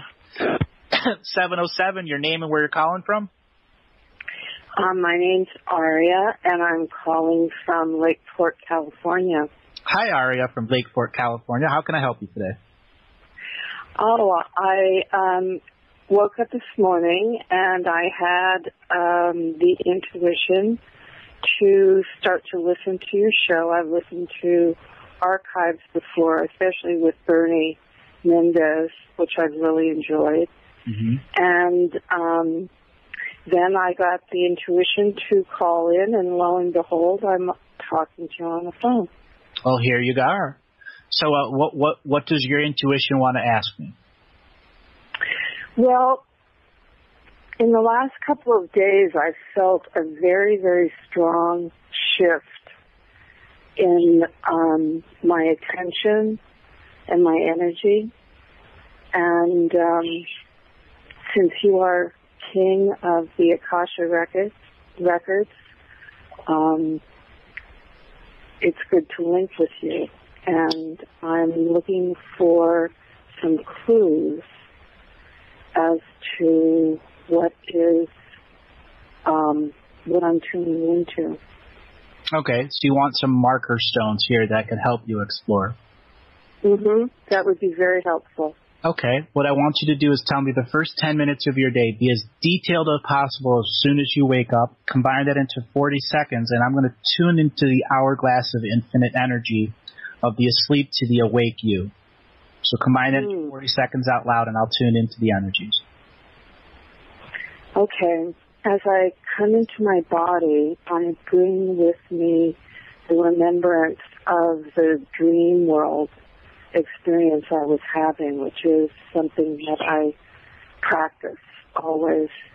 And I had the good fortune of coming upon the truth temple in my inner world, and I was very relieved and happy to have that experience. So I brought that into the consciousness in my body. And then I have an embodiment ritual that I go through when I'm waking, which is bringing senses into... All right, I've tuned into your energy. Are you doing some kind of light body course? Pardon me? Are you doing some kind of light body course? Light body course? Light, L-I-G-H-T. Oh, light? Oh, I have been for this practice I've been doing 40 years. All right, what I'm getting from you, quite literally, is whatever you're doing isn't functioning for you in the way you want it anymore. That this is the actual treading water in a riptide. That's what you're in right now. And you're reaching out to the dream world visions to get you out of the riptide of energy. And this is something that's going to be going on for, I'm going to say 6, maybe going on 7 years. And this has been a part of your incarnation pattern. Your soul purposely goes through every lifetime. And you get stuck into the treading water part because you're waiting for the rest of your soul group to come into the ocean waves of time. Quite literally, you're expecting your soul group to have the power enough to enter the streams of time so you can go and research the Akashic records together. And you're not finding them this lifetime. And you're not finding them this lifetime. And the reason you're not finding them this lifetime is you haven't connected all of the DNA wisdom of your physical DNA twin helix to the light body twin DNA helix that extends beyond your DNA. Because the sine wave of energy that's our physical body has a sine wave energy that goes above our crown chakra, and that is the twin helix. So what you need to do to get out of this treading water phase is work strictly on your crown chakra. Stop all of the other things you're doing 2 days a week. So all the other practice you do to ground yourself, to meditate, you need to, 2 days a week, you need to stop them. Completely stop. Okay. And then what you need to do is work solely on your crown chakra. And the imagery you want to do is literally the extending of your DNA up into your crown chakra. So you can imagine the spiraling of the twin helix going up and making a point in your crown chakra and creating like a branching plant effect that goes several feet in the air. And this is going to create roots into your soul body, your light body, and those roots will then feed your crown chakra just like your root chakra would connect into earth, and that will complete the cycle that you're going through. Okay? And once you complete the cycle is where you'll have to go through the recalling process of what you went through the last 40 or 50 years of your life. You're at this point where you absolutely need to recall every memory you can and get it out into your aura. Like the other caller I was saying, you're at this point where the wisdom of your story only makes sense to you. And by creating the wisdom of your story connected with your light body root chakras, you will be able to tell your aura who you are and give you an anchor in time-space. And once you get the anchor in time-space, you will have limited access to the Akashic records. And I say limited because you'll have to develop the skills to go forward and backward in time on a micro level so that you can take the layers of information and understand them. Some people try to do that in a trance. That's the only way they can connect to the Akashic records. You're probably one that should try the trance on a limited basis in the beginning, only after you've connected all of the DNA wisdom of your light body. Really what I'm sensing here for you is you've been treading water for so long that your thighs in an energetic sense are the size of giant muscles. And that is outweighing your sacred feminine energy. It's like seeing a woman bodybuilder that's all muscle and has no woman features. Mm-hmm. But that's you on an energetic level. That's not you at a physical level. And you need to begin to transform this energy level so you are a lot more sacred feminine, and you'll begin to use the roots into your crown chakra to take the energy out of your physical body, upload it into your crown chakra's rooting system, and then they will download more information into your physical body and begin this upload-download process to transform you into the sacred feminine. That's what you're going through right now, and that's why so much of your world is functioning the way it is. It was to keep you protected in one sense, but because you didn't find all of the time-space travelers you were looking for, you had to do it on your own. And again, this is something you've been doing in lifetime after lifetime after lifetime, but you've always had people to help you out before. This lifetime, you don't have anyone. And there's a very specific reason why. And this stems to do with your last life in Lemuria. As Lemuria fell its last time and Earth was captured by the forces of darkness and the incarnation grid was hijacked, you at that point realized that this battle was going to go on for many more thousands or millions of years. And your soul couldn't take it this lifetime. So it left and went to another world. It went to a world on the very edge of our galaxy called Ruch Yakushne Moya. And that is in the soul language of that place. And it is a place where only musicians can go to. And they're very strict there. If you are not a soul musician who plays soul music, you cannot incarnate in that world. When you left Lemuria, you were what I call one of the singers to the universe. You would go onto the high mountains of Earth and sing through the mountains to the point your voice would reach the very edge of Earth's energy, and the mountain would surround you in this tube of golden energy, and your singing voice would go out into the stars. And as your singing voice got further out and further out, you would bring parts of your consciousness to that forward song until finally you were cruising through the galaxy until you found a planet, and then you would sing to that planet. And these planets would be lower dimensional planets, and you would bring Earth Mother's wisdom to them. So you were a planetary singer, and it's something very, very, very rare. I've only met 2 other people like this in my 20 years of doing this. That's how rare this is. And for the fact that you're back here now is going to be big for this world, because you're going to be able to reach out to other worlds that are going through the same thing Earth is, and you're going to be able to sing them to be awake or sing them to be asleep so that they can recover their energies. And this is a soul song as well as a physical song, and it's something you're going to have to write the lyrics to in the 3-dimensional world version so that it translates into a soul language. You understand what I'm saying? Absolutely. I understand everything you're saying, and I'm very grateful for your skill. Okay. Do you have any questions on what's going on here? No. As I said, I'm like totally tuned to what you're saying, and do you sing this lifetime? Well, I've actually come to. That's part of the crosswords, but I've used sound for for myself for a long time, and I was almost stopping. But this is the information and the energy that I need not to do that. You know, bottom line is I was getting to the edge of shutting down, and this information will help me not do that, because the pressures from the external forces, the control grid, if you will, are pretty strong. Mm-hmm. I'm going to give you a little recipe for success here. As I said, you got to stop 2 days a week of everything else that you're doing, all the other practices. At the same time, when you're shutting down those other practices, you have to begin to identify where you got them from. So it's time for you to start a journal of your knowledge and wisdom and where it came from. Example, how you began to meditate in one way, or how you were influenced by another teacher. And it doesn't need to follow any form or format. It just needs to begin the process of writing down where you got certain types of information and how it influenced you.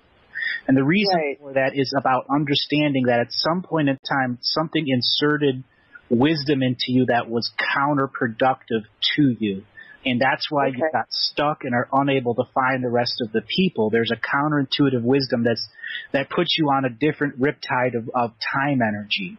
So you're quite literally on a different time stream, and the soul family that you want to function with is on a totally another time frame.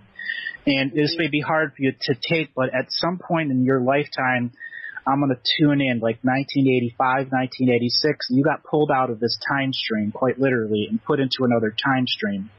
And then something forcibly kicked you out of that time stream because it knew you would connect to that other soul family.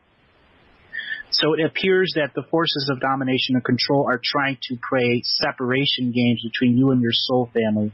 Because if you all got together in a proper dream world, you could once again begin singing on the high mountains of Earth and connect to the new planets that are waking up, which would ultimately empower Earth, which would summon more light beings here, which would end this world's domination control even faster. Okay, that's absolutely accurate. Absolutely accurate. And I know, thank you for that information, because I know inside where to go now and how to release those programs. Okay. Do you have any questions about being pulled out of the time stream? No, that would just be more drama, and it's not worth it. Okay. I've certainly been over and over it.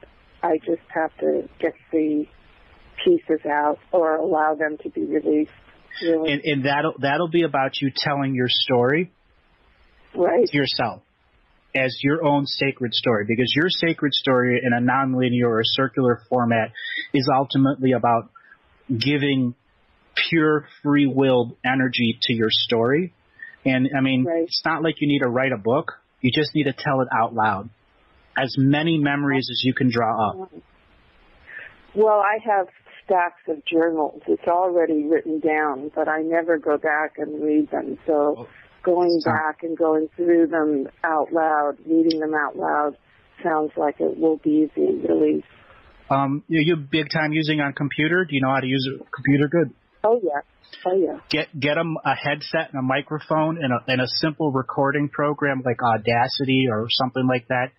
As you're reading them, read them out loud. And then go back and listen to your voice, because your voice has empathic natures in it, which will transfer information beyond the domination and control grid. Okay, great. And it will be you multidimensionally communicating to yourself through the person that wrote the original journal, to the person that spoke it, to the person that's listening to it, and that's going to help you identify the time streams. Aha. That's right. Excellent. Ooh, fantastic. Yeah. Unbelievable. Andrew. I know. I've done this quite a few times. When I helped one of the soul singers, I had to privately help her, and she didn't have journals. Well, she had some, but she had to go through her storage lockers to find where all they were. And then once she started assembling them, I physically sat down with her and I said, you have to say it out loud. You can't do it inside anymore. And once she started doing it out loud and sat there and listened to her own words, the hairs on her arm and the back of her neck would stand up every few minutes.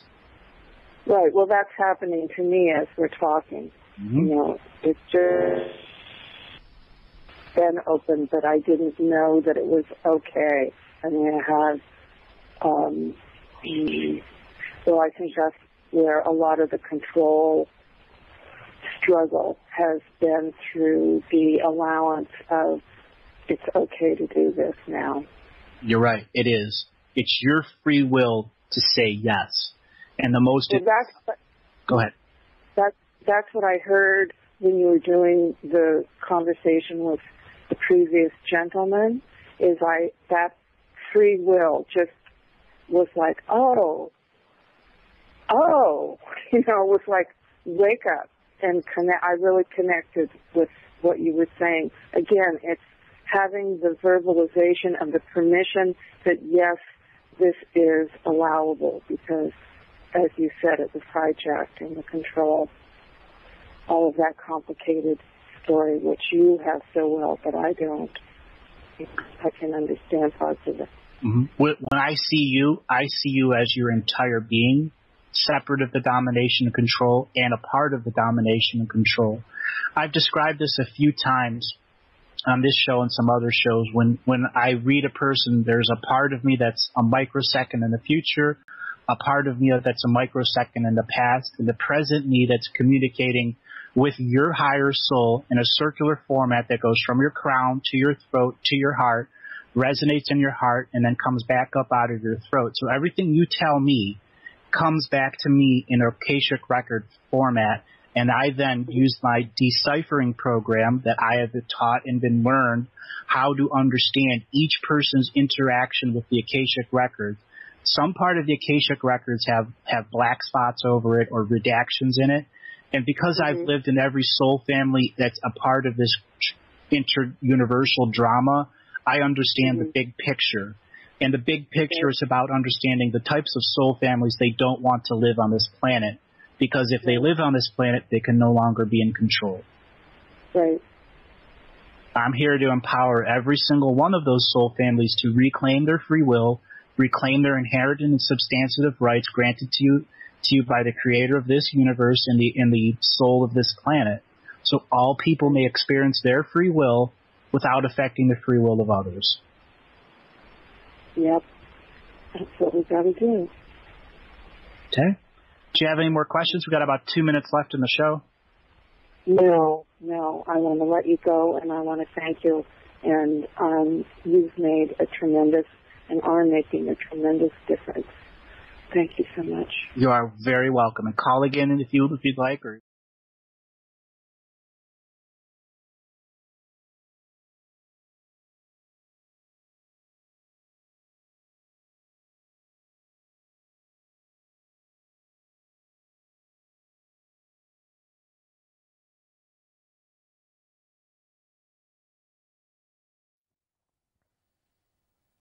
Here's one from Uner. Why is it sometimes so hard to make the choice to commit to living the mystical life daily? There are an infinite amount of answers to that. But in a stereotypical 50% of the people that come to living the mystical life daily, fear. The rest you couldn't break down to 50%. There's many other sub-processes there. But fear right there in that stereotypical process. Fear that if I live the mystical life daily, all the taboos that have been imprinted on me will be projected at me, and I'll start taking on those taboos. Meaning, let's say you're living the mystical life daily is to be precognition of what's going to happen next. Or somebody else's is going to be they're able to raise and lower their body temperature and it not do damage to them. You may not think that that's a huge skill. You can kill any virus if you are able to raise your blood temperature without causing damage to the liver or the cells. Zika gone, all the viruses gone, they all live at our body temperature. This is why dogs don't get so much sickness. They have a higher body temperature. Conversely, if you're a person that has precognition, everyone's going to want to know what you're going to do. What are you thinking about me? And then all these subtle programs take over. So those are the examples there. It is fear that the projections from others, that they'll run you and conform you. When in fact, living the mystical life daily is rejecting all forms of conformity and being your authentic self at all times, so the mystical can flow as an unlimited point of view.